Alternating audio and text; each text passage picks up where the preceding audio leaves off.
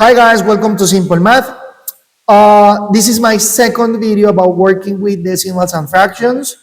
Of course, the order of operation between fractions and decimal, which is addition, subtraction, multiplication, and division, the four basic operations, and the using of PEMDAS, parentheses, exponent, multiplication and divisions from left to right, and finally addition and subtraction from left to right. So here I have another exercise taken from a checkpoint IGCSE or progression test that says write a number in each box to complete the calculation. So I will explain this in this video, so you're welcome. Again, the instruction is write a number in each box to complete the calculation, so I have to think and try to come up with a solution, all right? Okie dokie. So it has, it says 3.5 divided into 7/8 equals a missing number times another missing number. Two things we have to remember here. Number one, when we have two fractions, I will copy any fractions. Yes, these are not the fractions of the exercise. For example, 1/2 divided into 3/5 is an example that is not part of the exercise. I repeat, the instruction is keep, switch, and flip.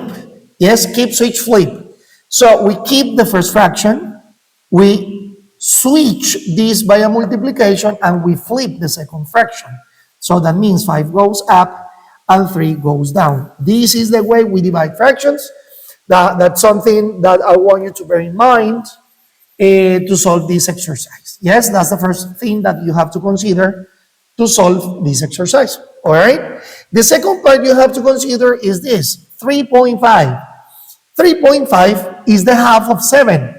So if we have the fraction 7/2, 7/2 is the same than 3.5. That is like a general culture, right? Half of 7 is 3.5. So those are the two things we have to consider in this video, okay? So let's begin. Let's begin with this. So I'm going to change 3.5 into 7/2. This is 7/2, which is the same than 3.5, dividing 7/8. So according to what I have explained, so this is keep, switch, flip. So we keep the first fraction, we switch the division by a multiplication, and we flip the second fraction.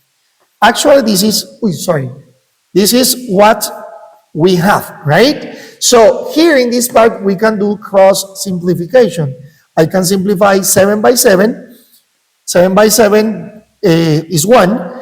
2 and 8, we can simplify 2 and 8 by 2 because both numbers are divisible by 2.